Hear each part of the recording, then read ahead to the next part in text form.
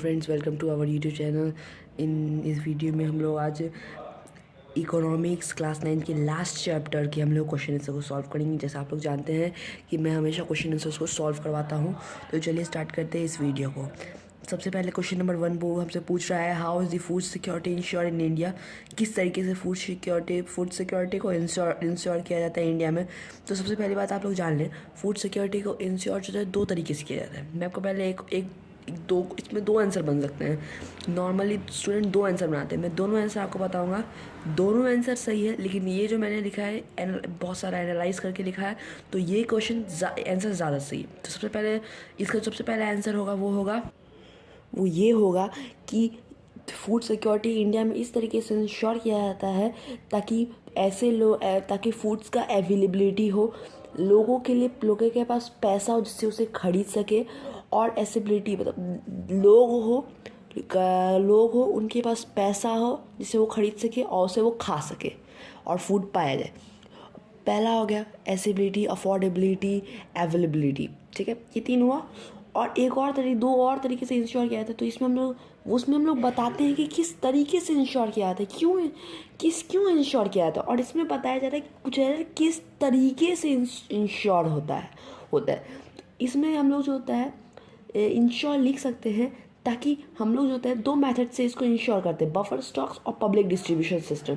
हम लोग जो वो वाला लिखेंगे ना, तो इसमें हम लोग एक और चीज़ बोल सकते हैं कि फूड सिक्योरिटी को इस तरीके से इंश्योर करना चाहिए जिससे जो ऐसे लोग होते हैं उनके पास खाना पहुँचे, हमेशा उनके पास खाना पहुँचे। इस तरीके से हम लोग फूड सिक्योरिटी को इंश्योर करना चाहिए।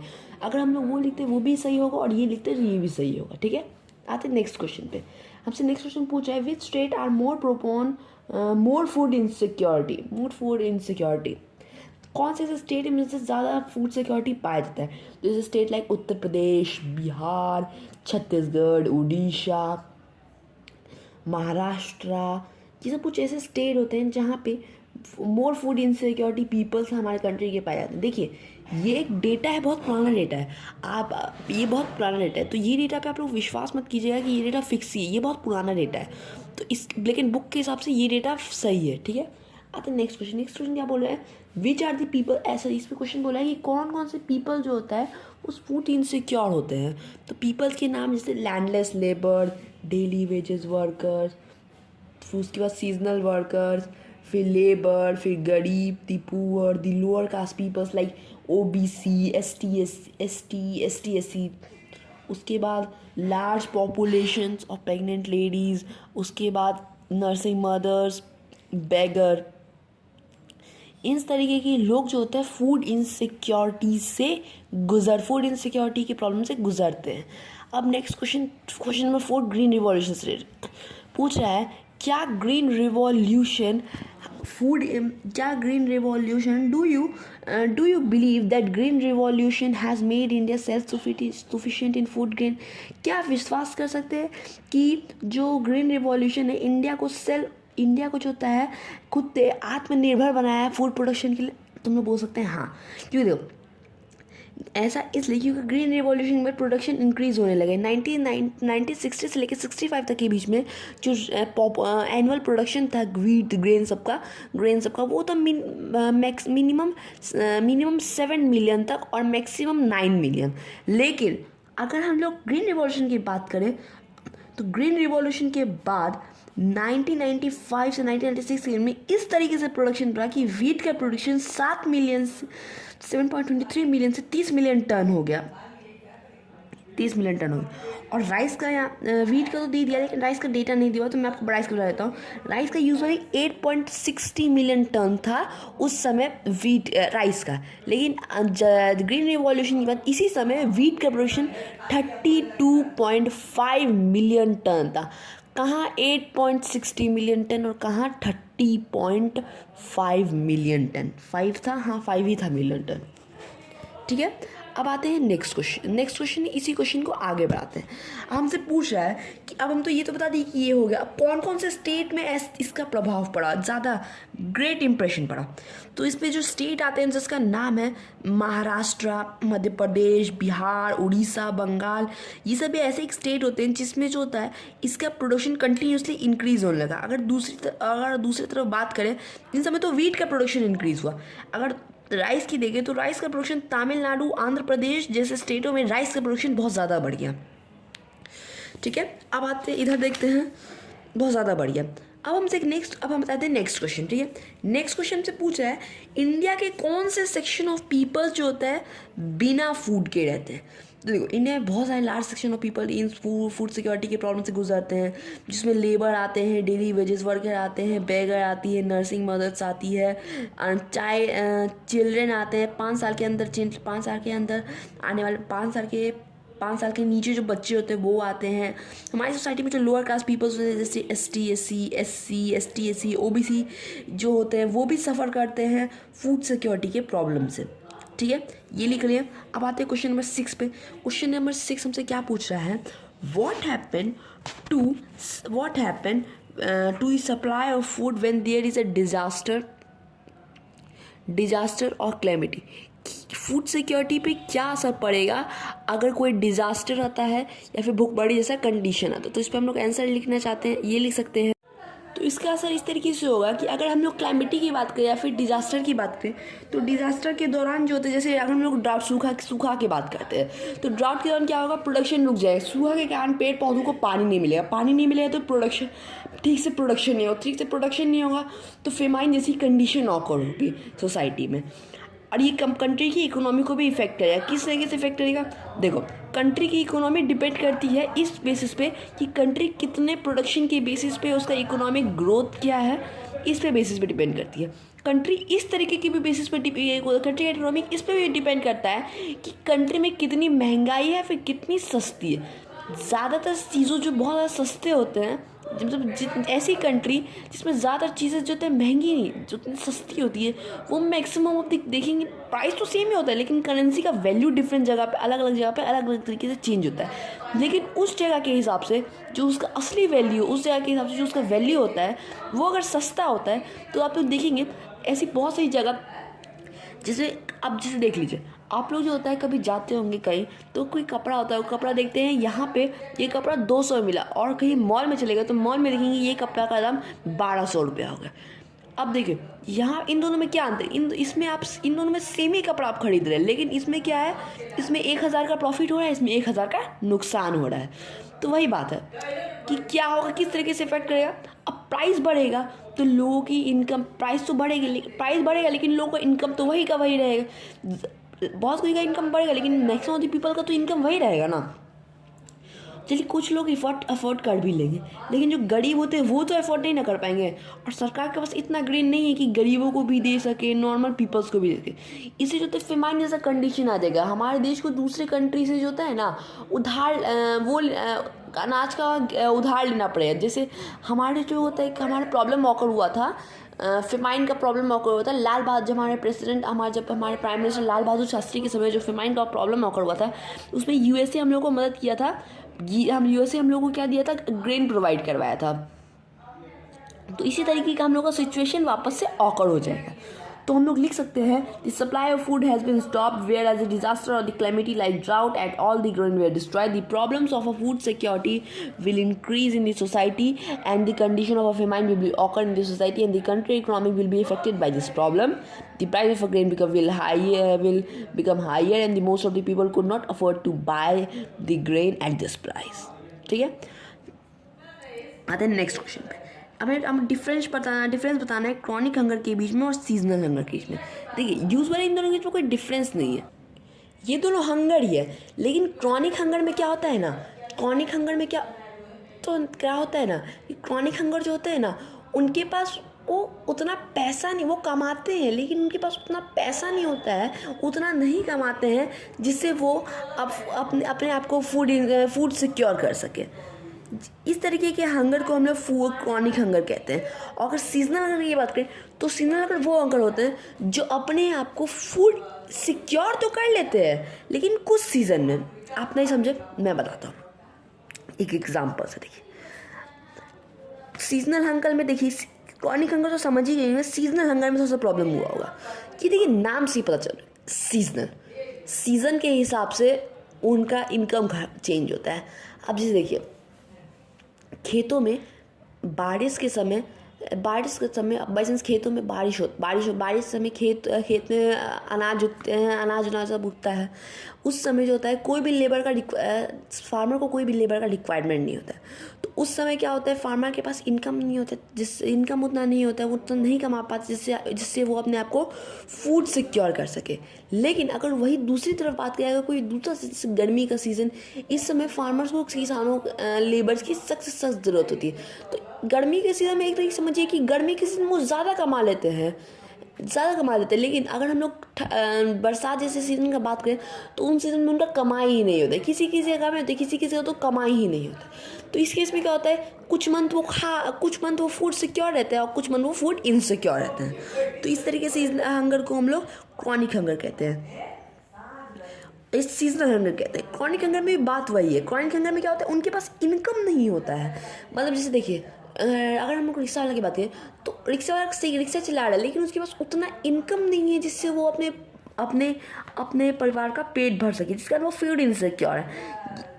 इसमें ज़्यादा डिफरेंस नहीं है, बस इसमें बस उनका इतना इनकम नहीं है जिससे वो अपने आप को फूड सिक्योर कर सके। ठीक है, आते हैं नेक्स्ट क्वेश्चन। कल करे सो आज करे सो अब, पल में परलय होएगी, वीडियो लाइक करेगा। अब हमसे नेक्स्ट क्वेश्चन नंबर 8 क्या पूछ रहा है, what has the government done to provide food security to the poor? Discuss any 2 scheme launched by the government. हमारी गवर्नमेंट क्या करती है गरीबों को फूड सिक्योरिटी प्रोवाइड करवाने के लिए। एक तरीके से बोले तो गरीबों को फूड सिक्योर करने के लिए। तो देखिए, गवर्नमेंट हमारे बहुत सी चीज़ें करती है। गवर्नमेंट हमेशा 2 सिस्टम करती है, जिससे वो होता है गवर्नमेंट हमेशा प्रयास करती है कि गवर्नमेंट 3 प्रिंसिपल को फॉलो करती है। क्या नाम है, अफोर्डेबिलिटी, एसेबिलिटी, अवेलेबिलिटी। होना चाहिए, अनाज खाने के लिए होना चाहिए, अनाज का प्राइस होना चाहिए जिससे गरीब लोग अफोर्ड कर सके, नॉर्मल लोग अफोर्ड कर सके। और तीसरा एसेबिलिटी, खाने के लिए उनके पास पैसा होना चाहिए।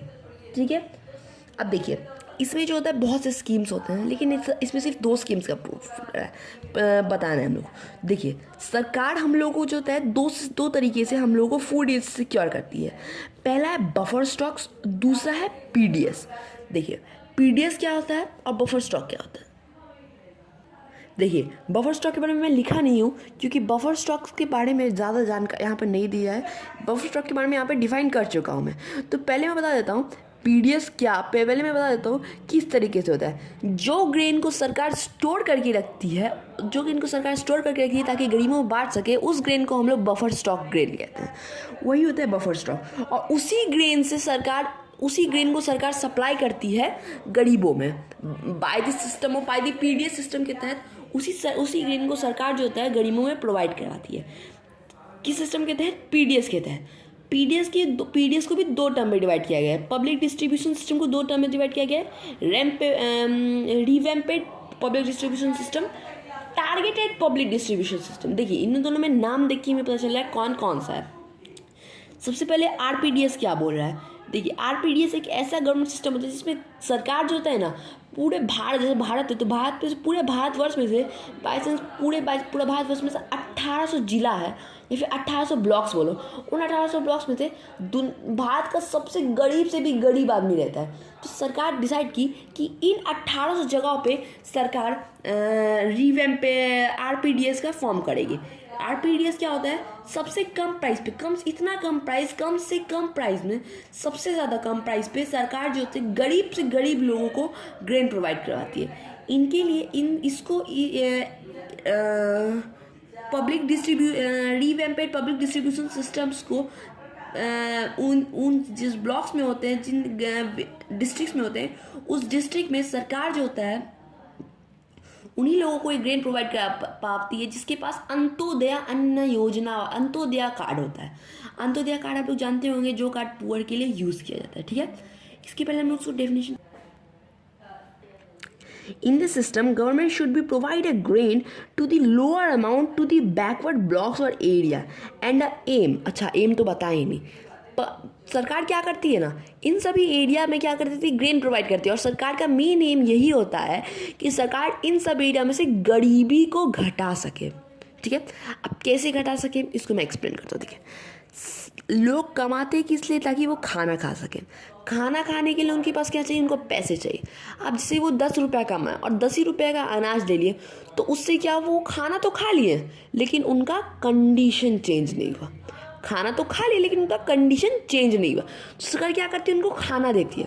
अब वही 10 रुपया वो लिया, उसी 10 रुपये से कोई बिजनेस किया, वो उससे क्या होता है, धीरे धीरे उसका कंडीशन बदलता है। 10 रुपये से 20 रुपये का, मैं 20 से 30, 30 से 40, 40 से 400, 400 से 4000, इस तरीके से उसका कंडीशन चेंज होता है। और कंडीशन चेंज होते होते होते होते तो पुअर, अब पुअर लाइन के धीरे धीरे होते होते उसका कंडीशन कम्प्लीटली चेंज हो जाता है।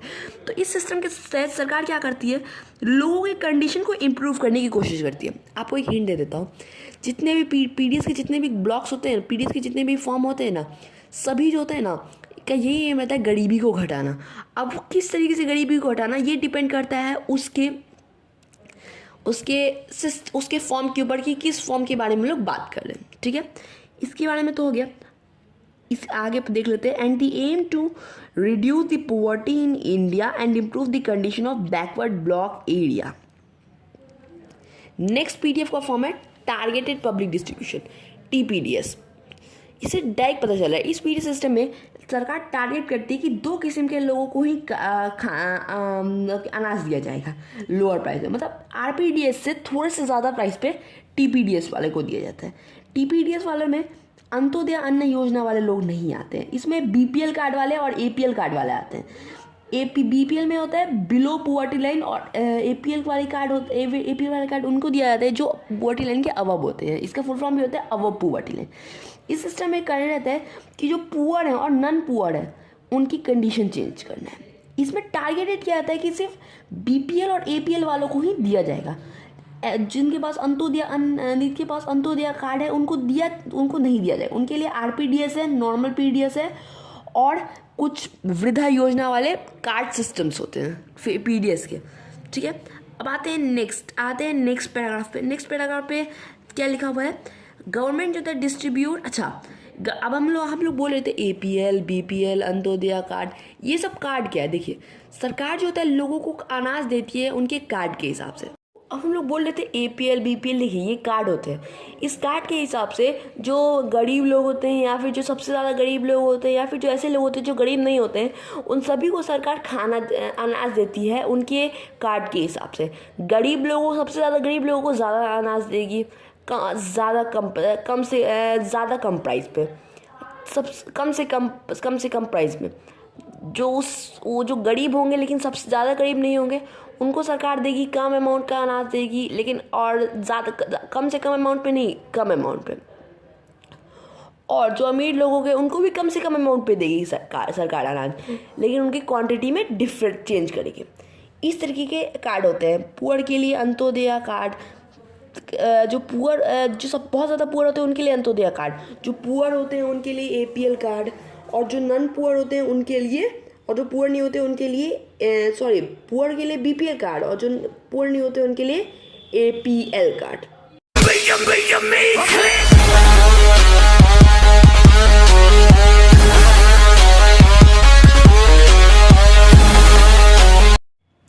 अब जैसे देखिए, इन सब की क्वांटिटी फिक्स की जाती है कार्ड के हिसाब से। हम लिखे भी हैं, a quantity of a grain is fixed according to the card. 2 scheme हम लोग क्वेश्चन में बोल रहा है बताने के लिए। 2 स्कीम कौन कौन सा था, पहला स्कीम था अंत्योदय अन्न योजना। ये स्कीम जो होता है बहुत ज़्यादा गरीबों लोगों के लिए चलाया गया था। और दूसरा है अन्नपूर्णा योजना। ये स्कीम जो होता है वृद्ध लोगों के लिए और गरीब से गरीब लोगों के लिए चलाया गया था। इसके हिसाब से आप बुक में देख लीजिएगा, डेटा दिया हुआ है। इसके हिसाब से लोगों को करीबन अनाज दिया जाता था, एक्स्ट्रा ग्रेन दिया जाता था एक्स्ट्रा प्राइस पे। ठीक है, अब आते हैं नेक्स्ट क्वेश्चन पे। अब सरकार पूछती है, हम लोग क्वेश्चन पूछ रहे हैं कि सरकार जो होता है ग्रेन को क्यों स्टॉक करके रखती है? देखिए इसके पीछे मेनली 2 रीज़न होते हैं। सरकार ग्रेन को इसलिए स्टॉक करके रखती है ताकि वो जो होता है because they understand the condition of they understand the condition of poor, so they distribute. अच्छा, वो गरीबों की कंडीशन जानती है कि गरीब बहुत गरीब लोग के पास उनका पैसा नहीं होता है कि वो अफोर्ड कर सके, तो बफर स्टॉक को इसलिए स्टोर करके रखती है ताकि वो जो होता है गरीब से गरीब लोगों की मदद कर सके, खाना देके उनकी कंडीशन को सुधार सकें। और सरकार जो होता है बफर स्टॉक का क्रिएशन इसलिए भी करती है ताकि जैसे फेमाइल जैसी कंडीशन आ गए तो उसी बफर स्टॉक से हम लोग अनाज का यूज़ कर सके, ताकि हम लोग फेमाइन जैसी प्रॉब्लम को फेस कर सके, फेमाइन जैसी प्रॉब्लम को, चैलेंजेस को हम लोग फेस कर सके, उससे हम लोग जीत सकें। ठीक है, तो ये वीडियो यहीं पे ख़त्म होता है। Thank you for watching our video. Please like and subscribe our YouTube channel and press the bell icon for getting our all video notification immediately. Share this video to everyone, like this video, comment on the comment upon this video. Would you like this video? If you like this video, then you comment that yes, and if you do not like this video, then you comment no. Okay, thank you so much for coming our channel, RAS Online Institution.